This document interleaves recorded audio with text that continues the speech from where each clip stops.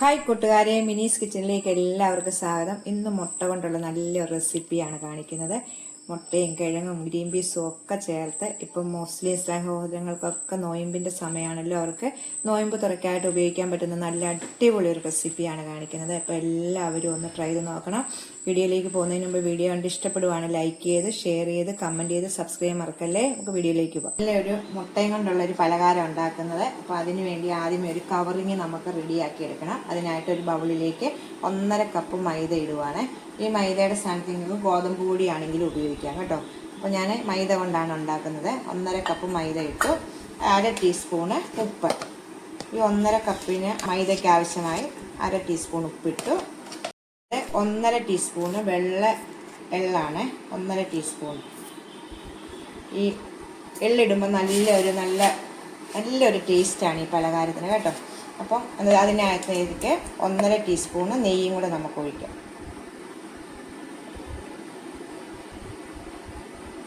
നമുക്ക് കൈ കൊണ്ടൊന്ന് എല്ലായിടത്തും ഈ എള്ളും ഉപ്പും നെയ്യെല്ലാം ഒന്ന് യോജിപ്പിച്ചെടുക്കണേ മൈദയുടെ കൊണ്ട്. അതിന് ശേഷം വേണം നമുക്ക് ഈ കവറിന് വേണ്ട വെള്ളം ഒഴിച്ച് നമുക്ക് റെഡിയാക്കാൻ വേണ്ടി.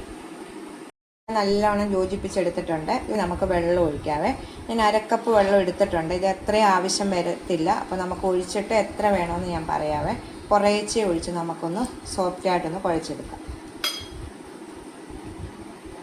നമ്മളിത് നല്ല സോഫ്റ്റായിട്ട് ഇങ്ങനെ കുഴച്ചെടുത്തിട്ടുണ്ട്. ചപ്പാത്തിയെക്കാട്ടി ഇച്ചിരി ഇതായിട്ട്, ഒത്തിരി അങ്ങ് ടൈറ്റായിട്ട് നമ്മൾ കുഴച്ചെടുക്കാതെ ഇച്ചിരി ലൂസായിട്ട് ഇങ്ങനെ കുഴച്ച് നമ്മൾ പരത്തുമ്പോൾ നമുക്ക് പൂരിക്കൊക്കെ പരത്തി എടുക്കത്തില്ല, അതേ. ഇത് നമുക്കൊന്ന് മാറ്റി വെക്കാവേ. നമുക്ക് ഈ സമയത്ത് മസാല റെഡിയാക്കണം. അപ്പോൾ നമുക്ക് മസാല റെഡിയാക്കാം. നമുക്ക് മൂടി ഒന്ന് വെക്കാം. മസാല റെഡിയാക്കാൻ വേണ്ടിയിട്ട് ഒരു പാൻ അടുപ്പ് വെച്ചിട്ടുണ്ട്. നമുക്കിതിലേക്ക് 1.5 ടീസ്പൂണ് വെളിച്ചെണ്ണയാണ് ഉപയോഗിക്കുന്നത്. വെളിച്ചെണ്ണ ഒഴിക്കാവേ.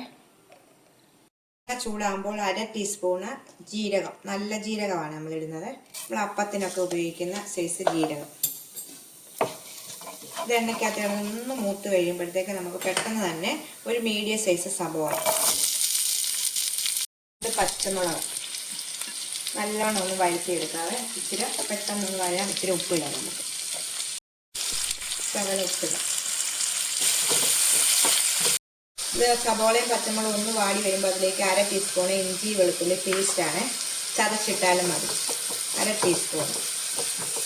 എന്നിട്ട് ഇത് മൂന്നും കൂടി നല്ലോണം ഒന്ന് വഴറ്റിയെടുക്കാം. സബോള എല്ലാം നല്ല വഴന്നു വന്നിട്ടുണ്ട്. തീ കുറച്ച് വെക്കുക. ഈ സമയം ഈ ഗോൾഡൻ കളർ വേണം. ഇതിലേക്ക് നമുക്ക് മസാലകളെല്ലാം ഇടാം. 1/2 ടീസ്പൂൺ മഞ്ഞൾപ്പൊടി, 1/2 ടീസ്പൂൺ മുളക് പൊടി, മഞ്ഞൾപ്പൊടി 1/4 ടീസ്പൂണാണ്. മല്ലിപ്പൊടി 1 ടീസ്പൂണ്. ചിക്കൻ മസാല ഉണ്ടെങ്കിൽ 1 ടീസ്പൂണ്, ഇല്ലെങ്കിൽ നമ്മുടെ ഗരം മസാല 1/2 ടീസ്പൂൺ. 1/2 ടീസ്പൂണ് കുരുമുളക് പൊടി. ഇത്രയും കൂടി ഇടണേ. കുരുമുളക് പൊടി ഇട്ട ശേഷം നല്ലോണം ഒന്ന് ഈ മസാലയുടെ പച്ചമണം പോകുന്നുണ്ട്. നല്ലോണം ഒന്ന് എണ്ണയ്ക്കകത്തുനിന്ന് വഴറ്റിയെടുക്കാവേ. എന്നിട്ട് ഇതിലേക്ക് 1 ടീസ്പൂണ് വെള്ളം കൂടി ഒഴിക്കാം, മസാല കരിഞ്ഞു പോകാതിരിക്കാനായിട്ട്. അപ്പോൾ മസാല ഇച്ചിരി വെള്ളം ഒഴിക്കുമ്പോൾ നല്ലോണം കുഴഞ്ഞ് കിട്ടും. 1/4 കപ്പ് ഗ്രീൻ പീസ് വേവിച്ച് വെച്ചിട്ടുണ്ട്. അത് ഇതിലേക്ക് ഇടാവേ.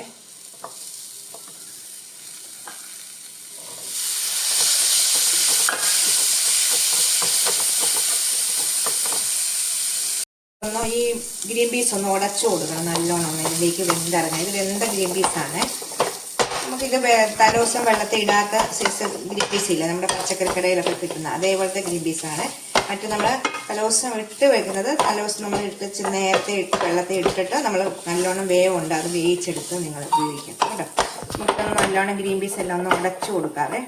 അതിന് ശേഷം ഇതിലേക്ക് ഒരു 400 ഗ്രാം അല്ലെങ്കിൽ ഒരു മീഡിയം സൈസ് 2 കിഴങ്ങ്. ഇത് അളവ് തൂക്കം പറയുകയാണെങ്കിൽ 400 ഗ്രാം ഉണ്ട്.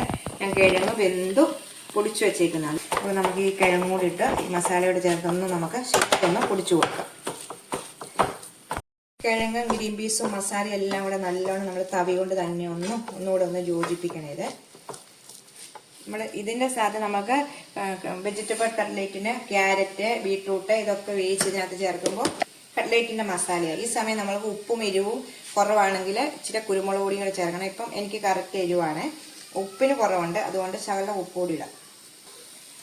പിന്നെ ഒരു ഇച്ചിരി മല്ലിയിലയും കൂടെ ചെറുതായിട്ട് അരിഞ്ഞത് ഇടും. എന്നിട്ട് നമുക്ക് ഒന്നുകൂടി യോജിച്ചിട്ട് എടുക്കാം. നമ്മുടെ മസാല അങ്ങനെ റെഡി ആയിട്ടുണ്ട്. നല്ലോണം മല്ലിയിലയും കൂടി ഇട്ട ശേഷം നല്ലോണം ഒന്ന് യോജിപ്പിച്ച് നമുക്കൊന്ന് എടുക്കാം. മസാല എല്ലാ ഭാഗത്തും എത്തത്തക്ക വിധത്തിൽ.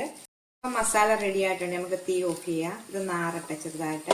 ആണ് വേണ്ടത്. അതിൻ്റെ മസാല നമുക്ക് ചിലപ്പോൾ മിച്ചം വരും. അപ്പം വേണമെങ്കിൽ ഒരു മുട്ടയും കൂടെ വേണമെങ്കിൽ എടുക്കാം. അപ്പം ഞാൻ തൽക്കാലം 3 എണ്ണമേ എടുത്തുള്ളൂ മുട്ട. അപ്പോൾ ഇതെല്ലാം റെഡിയാക്കി വെച്ച് ഓരോന്നും നമ്മൾ റെഡിയാക്കി വെക്കണം. എന്നാൽ നമുക്ക് പെട്ടെന്ന് ഉണ്ടാക്കാൻ പറ്റും. ഇത് ഒന്ന് കോട്ട് ചെയ്യാൻ വേണ്ടി വേറൊരു ബാറ്റർ തയ്യാറാക്കണം. അതിനേക്കിട്ട് 1/4 കപ്പ് മൈദ ഇട്ടിട്ടുണ്ട്. 1 നുള്ള് ഉപ്പിട്ട ശേഷം നമുക്ക് വെള്ളം ഒഴിച്ചൊന്ന് റെഡിയാക്കി എടുക്കാം. 1 നുള്ള് ഉപ്പിട്ട് ഒത്തിരി വെള്ളം നീണ്ടു പോകാതെ, നമ്മളിപ്പം കട്ട്ലേറ്റൊക്കെ എടുക്കുമ്പോൾ മുക്കത്തില്ല എന്ന് പറഞ്ഞ പോലെ അതിന് വേണ്ടി ഒരു ബാറ്റർ തയ്യാറാക്കുവാണ്. ഇപ്പോൾ 1/2 കപ്പ് വെള്ളമൊന്നും എടുത്തില്ല കേട്ടോ. 1/4 കപ്പിന് ഇതിന് ഒരു 1/4 കപ്പിന് ഇച്ചിരിയും കൂടെ വെള്ളം എടുക്കുള്ളൂ. ഇതുപോലെ ഒത്തിരി വെള്ളം നീണ്ടു പോകാതെ നമുക്കൊന്ന് റെഡിയാക്കി. ഇച്ചിരി ബ്രെഡ് പൊടിച്ച് വെച്ചിട്ടുണ്ട്. ഇത് വേണേ ബ്രെഡ് പൊടിച്ച് വെച്ചിട്ടുണ്ട്. എല്ലാം റെഡിയാക്കി വെച്ചിട്ടുണ്ട്. ഇത് ബാറ്റർ തയ്യാറാക്കിയിട്ടുണ്ട്. മസാല റെഡിയാക്കിയിട്ടുണ്ട്. മുട്ട നമ്മൾ പുഴുങ്ങി വെച്ചിട്ടുണ്ട്. ഉണ്ടോ? പിന്നെ നമ്മുടെ കവറിങ്ങിനുള്ള മാവ് നമ്മൾ പൊളിച്ച് വെച്ചിട്ടുണ്ട്. ഇത്രയേ ഉള്ളൂ. ഇനി നമുക്ക് ഉണ്ടാക്കാൻ തുടങ്ങാം. ഇനി നമ്മുടെ ഈ കവറിങ്ങിനുള്ള മാവ് നമ്മുടെ പൂരിക്ക് അതേപോലെ നമ്മൾ ചെറിയ ഉരുളകളാക്കി മാറ്റാവേ. ഇതുപോലെ ഉരുളകളാക്കി മാറ്റി വെക്കാം. ഇതുപോലെ 6 ഉരുളകളാക്കി മാറ്റിയിട്ടുണ്ട്. 6 മുട്ടയുടെ പീസാണല്ലോ നമുക്കുള്ളത്. ഇത് മാറ്റി വെക്കാം.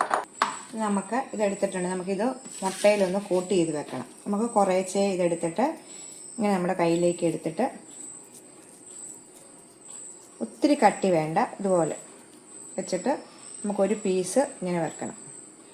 കണ്ടോ? ഇതും ഇതിൻ്റെ മേലും ഇതുപോലെ കവർ ചെയ്തെടുക്കണം.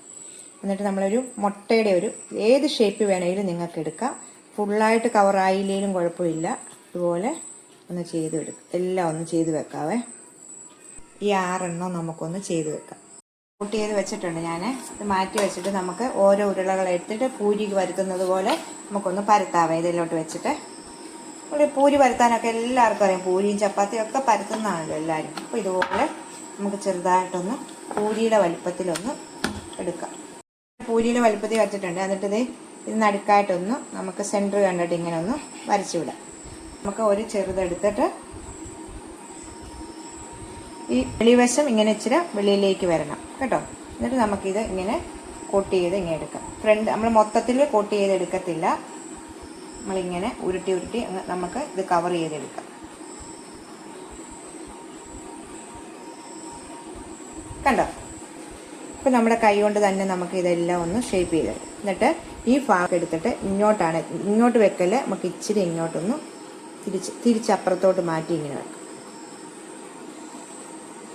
എന്നിട്ട് ഈ ഭാഗമാണ് നമ്മൾ മൈദയും മുക്കി ബ്രെഡിൻ്റെ ഇതിന് മുക്കി നമ്മൾ പൊരിച്ചെടുക്കുന്നത്. ഇപ്പം മനസ്സിലായില്ല എല്ലാവർക്കും? കണ്ടോ? ഞാൻ ഒരെണ്ണം കൂടെ കാണിക്കാവേ നിങ്ങളെ. നമുക്കിപ്പം മുസ്ലിം സഹോദരങ്ങൾക്കൊക്കെ നോമ്പ് തുറക്കായിട്ട് ഉപയോഗിക്കാനൊക്കെ പറ്റുന്ന ഒരു റെസിപ്പിയാണിത്. അപ്പം എല്ലാവരും ഒന്ന് ട്രൈ ചെയ്ത് നോക്കണം. ഇത് ഒരു പാടുമില്ല. ഇതാദ്യമേ നമ്മൾ ഈ മസാലയൊക്കെ ഒന്ന് റെഡിയാക്കി വെച്ച് കഴിഞ്ഞാൽ പിന്നെ നമുക്ക് പെട്ടെന്നാണ്, ഒരു പാടുമില്ല നമുക്ക്. എന്നിട്ട് നമ്മൾ ഇത് വെളിയിലേക്ക് നിൽക്കണം. എന്നിട്ട് നമ്മൾ മൈദയാണ്, അതുകൊണ്ട് നമുക്ക് ഏത് ഷേപ്പിൽ വേണമെങ്കിലും പോയാലും നമ്മുടെ കൈ കൊണ്ട് അത് നമുക്ക് ഷേപ്പാക്കി എടുക്കാനായിട്ട് പറ്റും. കിട്ടി കഴിയുമ്പോൾ തന്നെ നമുക്കത് കൈ കൊണ്ട് തന്നെ ഇങ്ങനെ എടുത്ത്, കണ്ടോ? ഞാനിപ്പോൾ നിങ്ങളെ കാണിക്കുന്നതാണ്.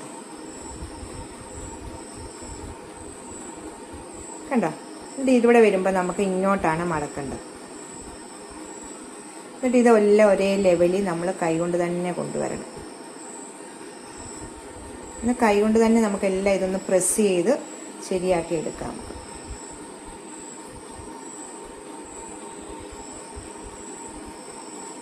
കണ്ടോ?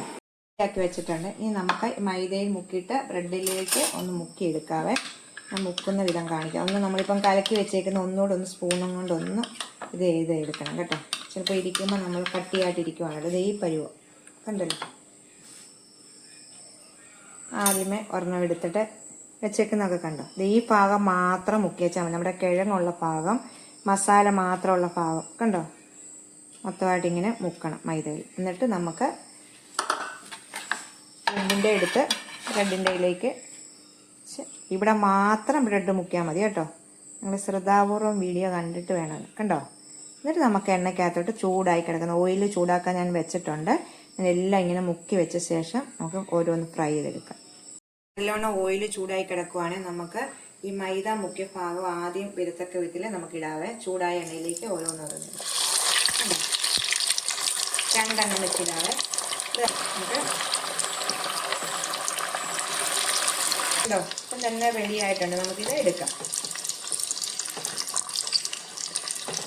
നമ്മളിങ്ങനെ കുഴിവുള്ളൊരു പാത്രത്തിൽ വേണം എണ്ണ വെക്കാൻ. അത് ശ്രദ്ധിച്ചാണ്. എന്നാലും നമ്മളിങ്ങനെ ഇത് മുട്ടയാടെ ഇരിക്കുന്നതല്ലേ. അപ്പോൾ നമുക്ക് കണ്ടോ നല്ല ടേസ്റ്റ് ആയിട്ടുള്ളൊരു പലഹാരം. നമുക്കിത് കോരി വേറൊരു പാത്രത്തിലേക്ക് ഇടാവേ. രണ്ടെണ്ണം എടുത്തു. അടുത്തത് നമ്മൾക്ക് മൈദയിൽ ഇങ്ങനെ കോട്ട് ചെയ്ത് നമുക്കിടാം.